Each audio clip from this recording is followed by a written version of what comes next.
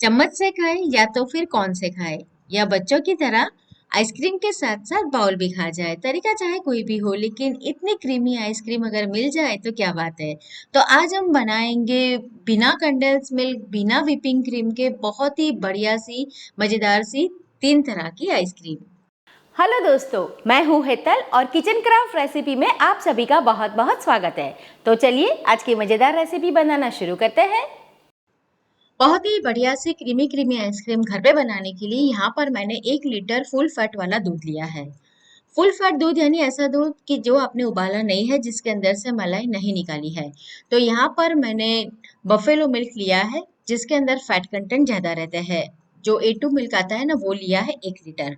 आप कोई भी ब्रांड का फुल फैट वाला दूध ले सकते हैं। अब इसके अंदर से हम 2 चम्मच भर के दूध को अलग निकाल देंगे। आज हम बिना कोई पाउडर का इस्तेमाल किए ये आइसक्रीम बनाने वाले हैं। वैसे तो आइसक्रीम बनाने के लिए GMS पाउडर, CMC पाउडर का इस्तेमाल किया जाता है, लेकिन आज हम बिना कोई पाउडर का ये आइसक्रीम तैयार करेंगे। तो दूध को उबालने के लिए रखेंगे, और आज हम कोई पाउडर नहीं डाल रहे हैं, कोई व्हिपिंग क्रीम का इस्तेमाल नहीं कर रहे हैं। तो दूध को हमें उबाल कर तकरीबन आधा करना है, क्वांटिटी को हमें रिड्यूस करना है। तो दूध को हम इस तरह से उबलने देंगे। गैस की आंच को आपको स्लो या फिर स्लो मीडियम के बीच में रखना है, बीच बीच में चलाते रहना है, ताकि इसके ऊपर बिल्कुल भी मलाई की परत ना आए। और फिर क्या करेंगे, जो दूध हमने साइड में निकाला था उसके अंदर हम 2 टेबलस्पून भर के कॉर्नफ्लोर डालेंगे, क्योंकि आज हम कोई पाउडर नहीं डाल रहे इसके अंदर। तो दूध के अंदर जो पानी रहता है ना, तो उसकी वजह से जो हमारी आइसक्रीम है उसके अंदर आइस क्रिस्टल बन सकता है। तो उसके लिए हम क्या करेंगे, कॉर्नफ्लोर का इस्तेमाल करेंगे, जिससे दूध को गाढ़ापन मिलेगा और आइस क्रिस्टल भी नहीं होंगे। तो मैंने 2 टेबल स्पून भर के यहाँ पर कॉर्नफ्लोर डाला है। अगर आप व्रत उपवास के लिए बना रहे हैं तो आप फिर सामा के चावल का जो आटा आता है ना, वो भी डाल सकते हैं। या फिर सामा है तो उसको भिगो कर फिर उसे ग्राइंड करके भी दूध के साथ आप मिक्स करिए। तो आप व्रत उपवास के लिए भी आइसक्रीम बना सकते हैं, लेकिन आज तो हम इसके अंदर कॉर्नफ्लोर ही डाल रहे हैं। तो अच्छे से मैंने इसे मिक्स कर लिया है। अब जो हमारा दूध है वो उबलकर आधा हो गया है, क्वांटिटी कम हो गई है। तो इसके अंदर हम डालेंगे 5 टेबलस्पून भर के चीनी। अगर आपको ज्यादा मीठा पसंद है तो आप 6 से 7 टेबलस्पून भी डाल सकते हैं। चीनी डालेंगे तो क्या होगा, दूध पतला होगा, लेकिन थोड़ी देर में फिर दूध गाढ़ा होना शुरू हो जाएगा। अगर आप जैसे GMS पाउडर, CMC पाउडर का इस्तेमाल करते हैं तो उसमें आपको दूध का इतना मतलब उबालने की जरूरत नहीं रहती है, उसे रिड्यूस करने की जरूरत नहीं रहती है। लेकिन आज हम बिना उसके बना रहे हैं, तो दूध को हमें उबालना पड़ेगा। तो दूध अभी बढ़िया से गाढ़ा हो गया है, क्वांटिटी भी आधी हो गई है, चीनी भी अच्छे से मेल्ट हो गई है। तो हमने जो कॉर्नफ्लोर का घोल तैयार किया था दूध के साथ, वो डाल देंगे। अब कॉर्नफ्लोर डालने के बाद आपको इसे छोड़ना बिल्कुल भी नहीं है, लगातार चलाना है जब तक कि कॉर्नफ्लोर दूध के साथ अच्छे से पक नहीं जाता।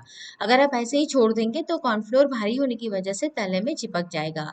तो देखिए, थोड़ी ही देर में कंसिस्टेंसी गाढ़ी होनी शुरू हो गई है, और जब ये ठंडा होगा ना तो और भी गाढ़ी हो जाएगी। देखिए, चम्मच के पीछे आप देख सकते हैं बढ़िया सा कोटिंग आ गया है। आप बीच में से ऐसे निशान बनाएंगे ना, तब भी वो दोनों एक दूसरे के साथ नहीं चिपकेंगे, यानी स्टिफ रहते हैं।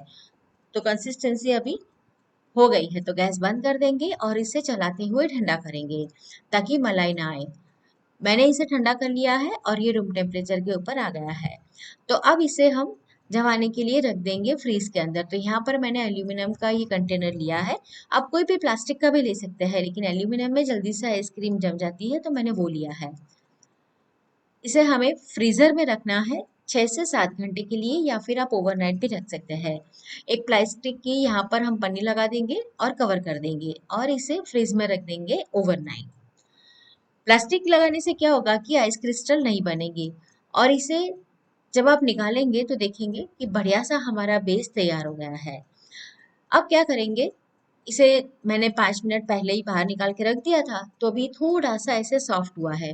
तो छोटे छोटे इस तरह से हम पीस कर लेंगे, और फिर इसके साथ हमें मिक्स करना है फ्रेश क्रीम, जिससे बहुत ही बढ़िया हमारी क्रीमी क्रीमी आइसक्रीम तैयार होगी। तो इसे हमें मिक्सी के अंदर चलाना है। आपके पास अगर इलेक्ट्रॉनिक बीटर है तो आप उसका इस्तेमाल भी कर सकते हैं, उससे ज़्यादा आसानी रहेगी। लेकिन नहीं है तो मिक्सी जार में भी आप तैयार कर सकते हैं।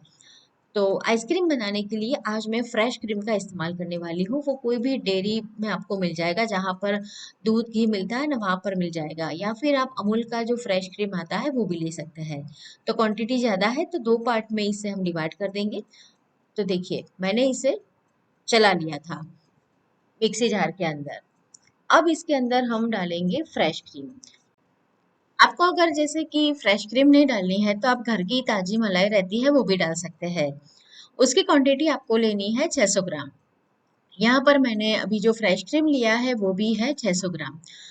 तो जो मलाई रहती है उसे आप एक छलनी में रख दीजिए ताकि एक्स्ट्रा जो भी दूध है ना वो उसके अंदर से निकल जाए। क्योंकि दूध अगर रहेगा ना तो फिर आइस क्रिस्टल जमेगी, क्योंकि दूध में पानी रहता है। तो क्रीम के साथ अच्छे से हमें इसे मिक्स कर लेना है। आप चाहे तो इसमें एक बार जो इलेक्ट्रॉनिक बीटर आता है वो भी चला सकते हैं, या फिर इस तरह से अच्छे से इसे मिक्स कर लीजिए। तो बढ़िया से ये मिक्सचर अभी तैयार हो गया है। तो आज हम 3 तरह की आइसक्रीम बना रहे हैं। तो सबसे पहले बनाएंगे बच्चों की all time favourite Oreo ice cream. तो यहाँ पर मैंने ओरियो के जो पैकेट आते हैं 2 छोटे-छोटे वो ले लिए हैं, तकरीबन 10 बिस्किट है यहाँ पर। तो इसे हमें हाथों से इस तरह से तोड़ देना है और फिर मिक्सर जार में उसे एक बार चला लेना है। ध्यान रहे कि इसका हमें बहुत महीन पाउडर नहीं बनाना है, इसका दरदरा टेक्सचर रहना चाहिए। आप कोई भी और बिस्किट ले सकते हैं, जैसे कि बॉन बिस्किट ले सकते हैं, या फिर आपको जो भी पसंद है वो क्रीम वाले बिस्किट ले सकते हैं, डाइजेस्टिव बिस्किट भी ले सकते हैं।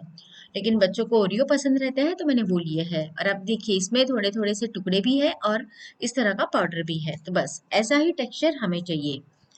तो हमने जो बेस तैयार किया था, हमारा जो बेस और क्रीम था वो दोनों मिक्स करके, तो उसमें से मैंने 1/3 पोर्शन अभी ले लिया है। तो हमें 3 इसके इक्वल पार्ट में डिवाइड कर लेना है। तो 1/3 भी मैंने लिया है, उसके अंदर डालेंगे हमने जो ओरियो तैयार किया था वो, और थोड़ा सा रहने देंगे गार्निशिंग के लिए। तो बढ़िया से हमें इसे मिक्स कर लेना है। इस तरह से अगर आप बेस बना लेते हैं तो फिर आप अपनी पसंद की कोई भी आइसक्रीम उसमें से तैयार कर सकते हैं।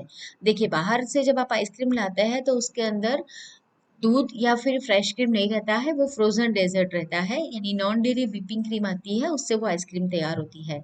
तो घर पे बनी हुई आइसक्रीम का टेस्ट ही बहुत बढ़िया रहता है। तो इस तरह से प्लास्टिक के कंटेनर में मैंने इसे भर दिया है, प्लास्टिक से कवर करेंगे और फिर इसे रख देंगे 7 से 8 घंटा फ्रीजर में, या तो फिर ओवरनाइट, ताकि अच्छे से ये जमकर तैयार हो जाए। तब दूसरी फ्लेवर हम बनाएंगे तो उसके लिए भी मैंने यहाँ पर 1/3 पोर्शन ले लिया था। अगर आपको चॉकलेट आइसक्रीम बनानी है तो आप दूध जब उबाल रहे हैं तभी उसके अंदर कॉर्नफ्लोर के साथ कोको पाउडर मिक्स कर दीजिए, तो आपका चॉकलेट वाला बेस तैयार हो जाएगा। अभी दूसरा फ्लेवर हम बना रहे हैं रोज फ्लेवर। तो यहाँ पर मैंने गुलकंद ले लिया है 4 से 5 टेबल स्पून के करीब। तो गुलकंद को अच्छे से मिक्स कर लेंगे, गुलकंद से बहुत ही बढ़िया इसके अंदर फ्लेवर आएगा। अगर आपके पास नहीं है तो आप उसे स्किप भी कर सकते हैं। थोड़े से पिस्ता डाल देंगे, रोज के साथ पिस्ता का कॉम्बिनेशन बहुत बढ़िया लगता है। तो यहाँ पर मैंने पिस्ता की स्लाइस डाली है। और मुझे यहाँ पर कलर भी चाहिए हल्का सा, तो थोड़ा हम कलर भी मिक्स करेंगे। लेकिन ये टोटली ऑप्शनल है, अगर आपको इसके अंदर कलर नहीं डालना है तो आप वैसे ही इसे रख सकते हैं, व्हाइट कलर का भी बना सकते हैं। तो यहाँ पर मैंने कुछ सूखी हुई गुलाब की पंखुड़ियाँ ली है तो वो भी डाल देंगे, और रोज एसेंस डालेंगे ताकि बढ़िया सी खुशबू आए। और यहाँ पर मैंने हल्का सा पिंक कलर डाला है। और मुझे ये जो आइसक्रीम है ना इसमें पूरा पिंक कलर नहीं चाहिए, यानी कि कुछ वाइट चाहिए कुछ पिंक मिक्स चाहिए। तो इसे हमें बढ़िया से मिक्स नहीं करना है, बस हल्का सा 3 से 4 बार चला लेंगे तो बहुत बढ़िया व्हाइट और पिंक कलर का कॉम्बिनेशन हो जाएगा। तो देखिए अब इसे हम इस तरह से रख देंगे प्लास्टिक के कंटेनर में। जब आप दूसरी बार जमा रहे हैं तब आप प्लास्टिक का कंटेनर इस्तेमाल में ले सकते हैं। तो इसे भी हम गार्निश करेंगे पिस्ता से और ओवरनाइट छोड़ देंगे।